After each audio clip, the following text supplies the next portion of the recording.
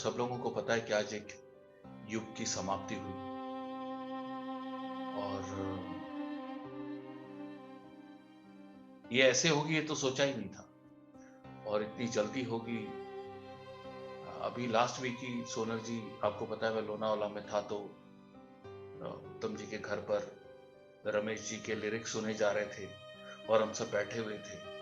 तभी पे मेरे जहन में यही चल रहा था कि फिर वो रोमांस का दौर शुरू होगा, फिर एक और हम तुम पे मरते बनाऊंगा और फिर लता जी होंगी, फिर कोई म्यूजिक सेटिंग होगा और आज एकदम से ही सब गड़बड़ हो गई। कल से थोड़ा थोड़ा डर लगने लग गया था, जिस तरह की रिपोर्ट आ रही थी, जो भी कुछ हो रहा था, फिर वो गड़बड़ी हो गई सारी।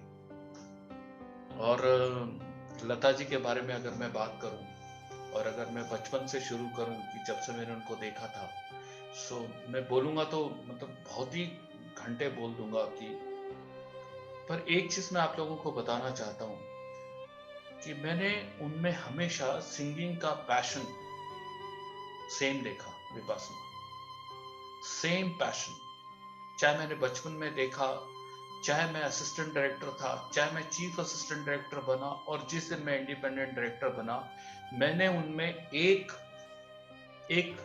रत्ती भर भी पैशन की कमी नहीं देखी। देखिए, मैं हमेशा आप लोगों को क्या कहता हूं कि जो महान है उसमें अवश्य कम से कम एक गुण ऐसा है जो उनको महान बनाता है। तो वो शायद एक गुण यही था कि वो अपनी सिंगिंग के लिए बहुत पैशनेट थी, बहुत ज्यादा पैशनेट थी।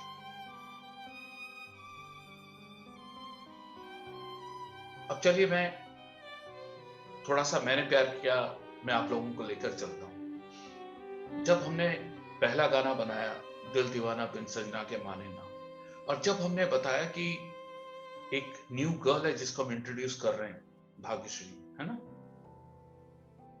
और जब चीजें बताई, जब मेरे गुरु श्री सूरज जी ने उनको एक्सप्लेन की सिचुएशन, है ना, हम तो, हमारे लिए तो सीखने की स्टेज से हम सीख रहे थे। जब सूरज जी के पास तो पूरी बॉन्ड स्क्रिप्ट, पूरा सॉन्ग का डिस्क्रिप्शन सब होता है, वो अपने आप में एक महान फिल्म मेकर है। तो उन्होंने सुना और जब उन्होंने आकर गाना गाया, एग्जैक्टली जो स्टोरी बोर्ड हमने बनाई थी ना पेपर पे, जब वो गा रही थी ना, तो हमको एग्जैक्टली ऐसा ही लग रहा था कि जैसे पूरी की पूरी स्टोरी बोर्ड का विजुअल हमारी आंखों के सामने घूम गया। अगर आप लोग देखेंगे तो आपको ये लगेगा ही नहीं कि ये भाग्यश्री ने गाना नहीं गाया है। आप इमेजिन करके देखिए, लता दी और एक छोटी लड़की और सिंगिंग की वो हरकतें और इतना डिफिकल्ट राग, और उस राग में वैसे गाना और गाते गाते हम तुम पे वो क्या मैंने प्यार किया, और करते करते करते करते जब हम ऊपर की तरफ जाते हैं, दिल दीवाना बिन सजना के माने ना। विपासना, तुम थोड़ा सा उसको टच कर सकती हो, या वो जो सुर है अगर हाँ I can try, sir. हाँ दिल दीवाना बिन सजना के माने ना। Super super super. तो इमेजिन करिए कि एक टीनेज गर्ल की आवाज को लता दी ने, आज तक आपको लगा, फील हुआ कि ये भाग्यश्री ने नहीं गाया, ये कोई प्लेबैक सिंगर ने गाया है? नहीं। जैसी स्टोरी में जिन हरकतों के साथ भाग्यश्री जी का कैरेक्टर लिखा गया था, उन्हीं एक्सप्रेशन के साथ उस गाने को भी अंजाम दिया गया। आप लोग एक्टर हैं, राइटर हैं, आप बॉलीवुड अभिनय से सीख रहे हैं, डायरेक्शन सीख रहे हैं, मेघना एक्टिंग के साथ डायरेक्शन सीख रही है। सो मैं आप लोगों को बताना चाहता हूं कि एक प्लेबैक सिंगर को भी किस तरीके से ब्रीफिंग दी जाती है और वो किस तरीके से शब्दों में वो आकार, वो भाव, वो विजुअल्स खड़े कर देता, तभी हम इसको ऑडियो विजुअल मीडियम कहते हैं। और वो एक महान सिंगर ही कर सकता है, और वो लता दी ही कर सकती थी। मैं कर सकती थी नहीं लगाऊंगा, क्योंकि वो जा ही नहीं सकती। सुर इस दुनिया से जा ही नहीं सकता। जिस दिन इस दुनिया से सुर जाएगा, ये दुनिया चली जाएगी, ये दुनिया बेसुरी हो जाएगी, तो सुर जा नहीं सकता। और वो तो सुर सम्राट, भारत रत्न, तो हमारे बीच जाए कभी भी नहीं जा सकती। थोड़ा बदलाव हुआ हो सकता है, बट वो जा नहीं सकती, मैं मान ही नहीं सकता। सो यहां से हमने मैंने प्यार किया से वो चीज देखी। फिर हम आपके हैं कौन में, फिर थोड़ा सा एक छोटा सा गैप आया, मैं एक्शन फिल्म की तरफ चला गया, और समय बीता, और फिर मैं पहली इंडिपेंडेंट फिल्म मैंने शुरू की। और जब इंडिपेंडेंट शुरू की फिल्म, तो thanks to my producer and my investor चिता यजने शेट्टी जी, चेतन भाई, जिन्होंने मुझ पे विश्वास किया, और पूरा का पूरा सारा सब कुछ जो है वो 12 दिन में तैयार हुआ। जबकि मैं हम तुम पे मरते की स्क्रिप्ट 1-1.5 साल से लिख रहा था। देखिए, जो ये एस्पायरिंग फिल्म मेकर्स हैं, डायरेक्टर्स हैं, राइटर्स हैं, ये 2 आइडियोलॉजी फॉलो करते हैं आते। एक, जब प्रोड्यूसर मिलेगा तब हम तैयारी करेंगे, और दूसरे वो लोग होते हैं कि हम तैयारी करके रखते हैं, देर सवेर प्रोड्यूसर तो मिल ही जाएगा। सो प्यार क्या तो डरना क्या पे काम करते समय मैंने हम तुम पे मरते हैं की स्क्रिप्ट बना ली थी। दरअसल आज मैं एक और बात आप लोग को बताऊं, तो प्यार क्या तो डरना क्या का नाम था हम तुम पे मरते, और हम तुम पे मरते का नाम था प्यार क्या तो डरना क्या। सो मैंने और सोहेल भाई ने टाइटल एक्सचेंज कर लिया, क्योंकि वहां वो ज्यादा अच्छा लग रहा था, क्योंकि सलमान भाई जाते हैं, ठीक है, वो लड़की गांव से यहां आई है प्यार क्या तो डरना क्या में, तो उसी लिए बड़ा मुश्किल है बताना कि मैं शहर के एक लड़के को पसंद करने लगी। सेम गोविंदा जी का था कि मिडिल क्लास एक रिच परिवार की लड़की को पसंद करता है, तो प्यार क्या तो डरना क्या, करेक्ट। पर हमने, क्योंकि वो भी मेरी फैमिली है, तो टाइटल तो क्या मतलब कुछ भी चेंज हो सकता है उनके लिए। सो हमने टाइटल एक्सचेंज किया, और हम तुम पे मरते हैं शुरू हुई। सभी का बहुत बहुत आभार। कुछ लोग कंफर्म थे कि ये लोग मेरी पहली फिल्म में होंगे, और उनमें से एक नाम बहुत प्रोमिनेंट है, वो है श्री उत्तम सिंह जी, क्योंकि उनके साथ मैंने प्यार किया से अब तक की जो वाइब्स, जो बॉन्डिंग बनी थी, वो बॉन्डिंग इतनी जबरदस्त थी जो बियॉन्ड मटेरियलिस्टिक वर्ल्ड के चली गई थी।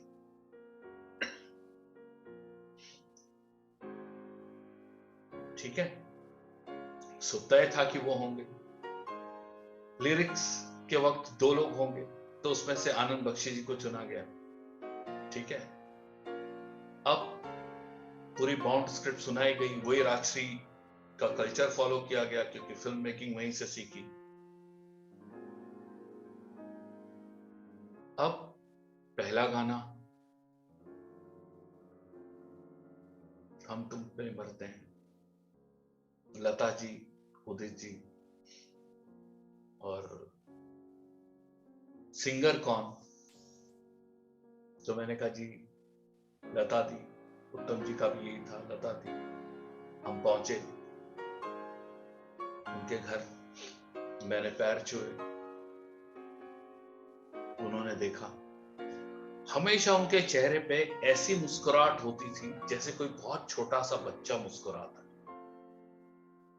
जिसे सिर्फ अपने कर्म से प्यार होता है ना, वो बियॉन्ड सारी चीज चला जाता है।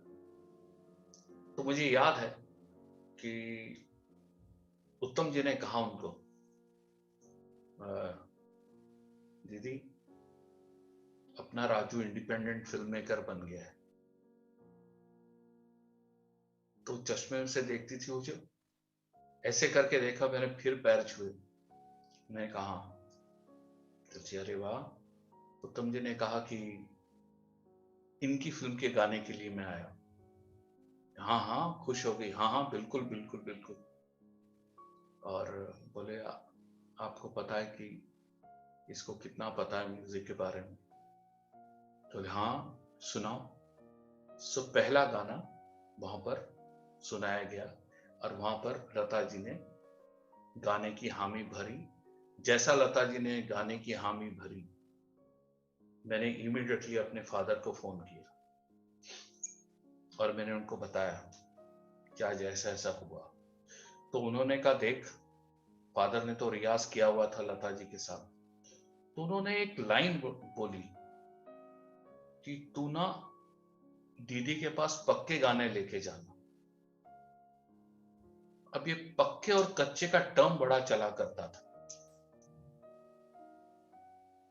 कच्चे मतलब दोस्त फिल्मी फिल्मी टाइप, एंड पक्के मतलब जिनमें थोड़ा बहुत राग का समावेश हो। तो मैंने कहा जी। तो मैंने कहा पहला गाना बाबूजी ने जो बनाया, बाबूजी मतलब उत्तम सिंह जी, बाबूजी ने जो बनाया वो मिश्रण है, शायद वो राग मतलब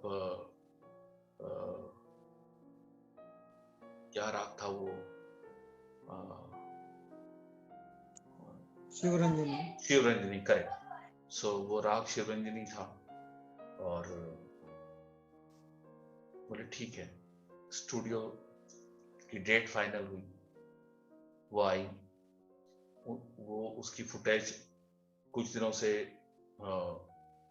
घूम रही है इंटरनेट पर, आप लोगों ने देखी भी होगी, वायरल हुई। और वो आई। तो मैं बता दूं कि जब वो स्टूडियो आती थी ना, तो उनके आने से पहले केदार उस एम्बियंस में ना ऐसा माहौल बन जाता था, ऐसा लगता था कि सरस्वती जी स्वयं आ रही हैं।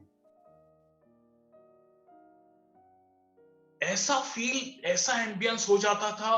बीड़ी पीने वाला दूर भाग जाता था, कोई और अलग हट जाता था, और स्टूडियो की साफ सफाई हो जाती थी। लिफ्ट को एकदम वैसे बना दिया जाता था, फ्लोर पे एकदम अगरबत्ती फूल वो सब रखे जाते थे, और ऐसा लगता था जैसे स्वयं सरस्वती जी आ रही। आप सच में फील कर सकते हो कि मां सरस्वती आ रही, और चेहरे पे वैसे ही बच्चों जैसी स्माइल, वैसा ही सब कुछ। तो आई, आने के बाद सिटिंग रूम में हम बैठे, जो वीडियो है आप लोग देखिएगा, और शुरू हुआ, गाना गाया। गाना गाते वक्त उन्हें कुछ लगा, तो उन्होंने कहा कि मैं एक बार इस गाने को और डब करूंगी। कहा ठीक है डन, एक बार और डब करिए, कोई प्रॉब्लम नहीं। हम लोग आ गए, क्योंकि राग शिवरंजनी में जब ऊपर के जो कॉर्ड है ना, वो बहुत स्ट्रेट होने चाहिए, उनमें कंपन ज्यादा नहीं चाहिए, है ना विपासना, जो है ना। सो शायद ये वजह रही होगी, क्या वजह रही होगी। हम लोग आ गए। मैं बहुत खुश कि फाइनली मैं इंडिपेंडेंट फिल्म मेकर बना, और आज लता जी ने मेरा पहला गाना गाया। 2-4 दिन के बाद उत्तम जी का फोन आया मुझे कि अभी तेरे मोबाइल पर एक फोन आएगा। वो फोन उठा लेना। तो मैंने कहा जी, मैंने मोबाइल ऐसे ही हाथ में पकड़ा और इतने में एक फोन बजा। मैंने फोन उठाया और सामने से आवाज थी, हाँ राजू, मैं लता बोल रही हूँ। मेरे हाथ से फोन छूट गया, मतलब ऐसा होगा, एक फोन आ जाए तो क्या होगा। तो मैंने कहा कि हाँ जी चरण स्पर्श दीदी।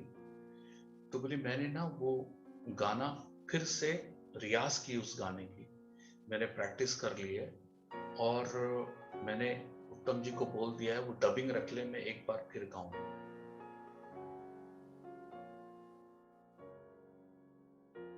अब मुझे लगा यार, उनके सामने हम कौन हैं?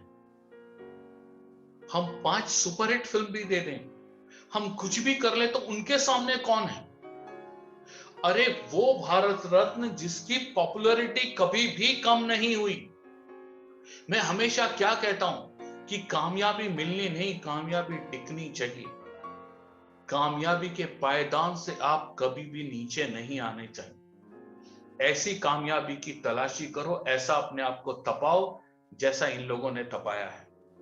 ये दुनिया के वो अजूबे हैं जो अपने कामयाबी के पायदान से कभी नीचे नहीं आए, कभी भी नहीं आए। जैसे ताजमहल की पॉपुलैरिटी कभी कम नहीं हुई, वैसे लता दी की पॉपुलैरिटी कभी कम नहीं हुई। करेक्ट? सो मुझे लगा यार, मुझे फोन आना और ये कहना कि मैंने उस गाने, अरे भाई एक डेब्यूटेंट डायरेक्टर, नई फिल्म है, ठीक है यार, मैं ठीक है गा गई, किसको पता चलना है कि क्या हुआ था। बट नहीं यार, ऐसे इतिहास नहीं बनता। टेक इट फॉर ग्रांटेड, चलो ना 10 गाने मेरे हिट हुए, एक गाने को मैं ऐसे ही गा लेती हूं, ये बोलकर कभी भी आप इतिहास नहीं बना सकते। हर गाने को उतनी ही तवज्जो देना, हर फिल्म डायरेक्टर को उतनी ही तवज्जो देना, हर म्यूजिक कंपोजर को, लिरिसिस्ट को उतनी ही तवज्जो देना, चाहे वो कितना भी बड़ा हो, कितना भी पुराना हो, कितना भी नया हो, कोई भी हो। सो हमें सीखने क्या मिलता है? ये व्यक्ति विशेष पे ध्यान नहीं दिया करते थे, ये अपने कर्म पे ध्यान दिया करते थे, ये अपने काम पे ध्यान देते थे कि मैंने ये गाना सही से सोलफुली गाया या नहीं गाया।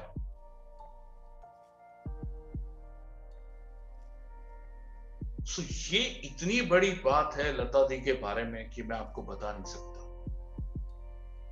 आई होप आप लोग लता दी के इस वाक्य से आप लोग कुछ समझेंगे। देखिए, किसी भी तरह का घमंड या ईगो होता तो वो एक अननोन डेब्यूटेंट डायरेक्टर को फोन क्यों करते?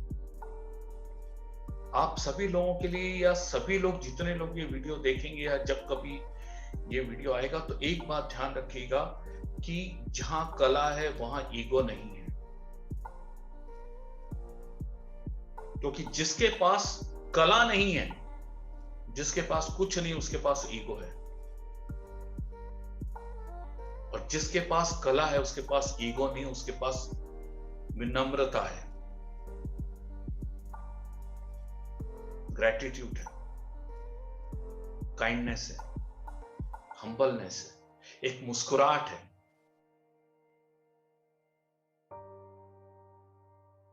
ये बात लता दी हमें सिखाती।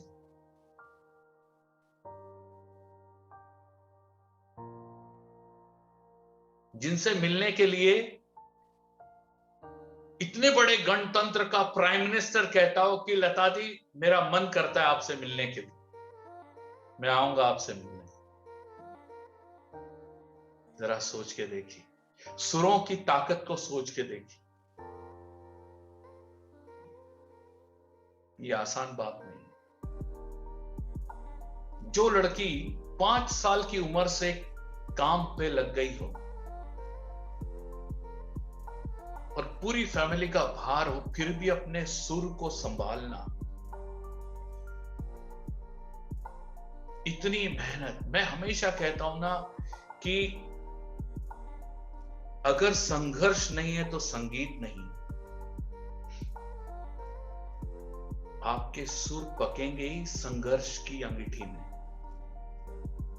जिसने जीवन ही नहीं देखा वो जीवन के भाव को गाएगा क्या? वो उसमें आत्मा कहां से देगा? ये तो वैसी बात हो गई, गौतम बुद्धा जी घर से निकलते ही नहीं और उनके लोग उनको उसी बाड़े में बांध के रखते, तो उन्हें पता ही नहीं चलता कि एक्चुअल दुनिया घर के बाड़े में नहीं है, घर से बाहर निकल कर है। अब जरा सोचिए, उसके बाद इतनी ज्यादा पॉपुलैरिटी वर्ल्ड वाइड, और फिर इतना विनम्र रहना।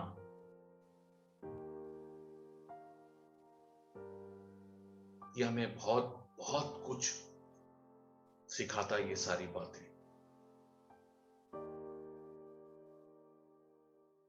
और देखिए बाद में जो टेक उन्होंने गाया था उस फिल्म का, वही गाना सबसे ज्यादा पॉपुलर हुआ, हम तुम पे मरते हैं। विपासना सुना सकती है हम तुम पे मरते हैं का गाना? जी सब।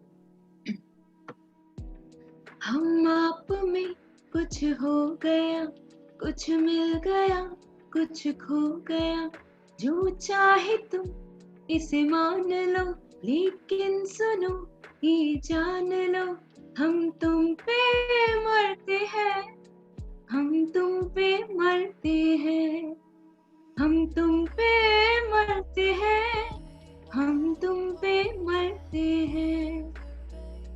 वाह! जब मैंने स्टोरी बोर्ड बताया था ना कि दीदी गाने में ऐसा होगा, ऐसा होगा, ऐसा होगा, ऐसा होगा, कार की छत पे होगी, फिर ऐसे होगा, फिर उसने दुनिया का सबसे बड़ा वेडिंग कार्ड बनाया है, राहुल वेड्स राधिका लिखा होगा, फिर वो फूल होगा, बहुत फ्लोइंग गाउन होगा, तो चश्मे से ऐसे ऐसे ऐसे ऐसे, ऐसे देखती, मतलब मुझे ऐसा लगता था कि इनमें बहुत जीवन बाकी है। लाइफ अचीवमेंट अवार्ड मिला था, तब भी उन्होंने क्या कहा था? उन्होंने कहा था कि भाई ऐसा नहीं कि मेरी मतलब लाइफ पूरी होगी, अभी भी मेरे में बहुत संगीत है, अभी भी मेरे में बहुत बॉलीवुड बाकी है। सो विपासना, जब आगे तुम एक्ट्रेस के साथ सिंगर बनोगी, अब ये तो आगे तय करेगा कि पहले सिंगर बन गई या बाद में एक्ट्रेस बनी या सिर्फ सिंगर बनी, बट तुम्हारी सिंगिंग से ना वो विजुअल्स दिख जाना चाहिए, और तुम्हारी सिंगिंग के सुर उस एक्ट्रेस को मैच कर जाने चाहिए। ये लगना ही नहीं चाहिए कि अब अगर मैं हम तुम पे मरते देखूं तो मुझे ऐसा लगता है उर्मिला मातोंडकर ही गा रही है। कितनी कमाल बात है। तो सुर पे इतनी पकड़ ये सिर्फ लता दी कर सकती। तो ये कुछ लम्हे, कुछ बातें थी जो लता दी की हमेशा मेरे साथ रहेंगी, एंड बहुत ही कमाल।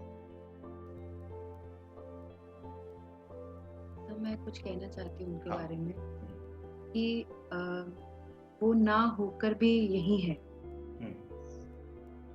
जैसे कि आपने कहा कि उनके आते ऐसे लगता था कि खुद सरस्वती माँ चल के आ रही है, तो वो है ही सरस्वती माँ, एंड माँ अपने बच्चों को छोड़ के कभी नहीं जाती है। एंड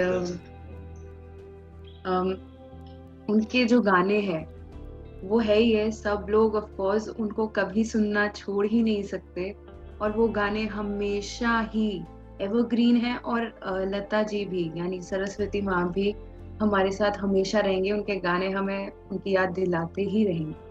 तो 100% बिल्कुल बिल्कुल बिल्कुल।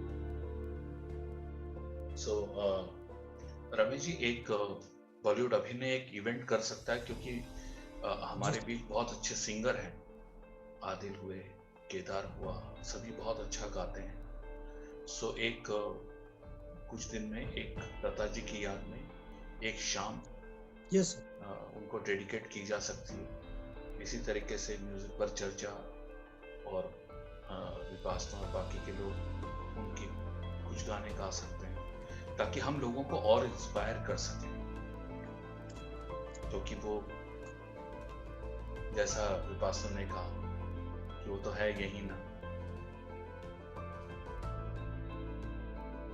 ठीक है, डन। थैंक यू दोस्तों।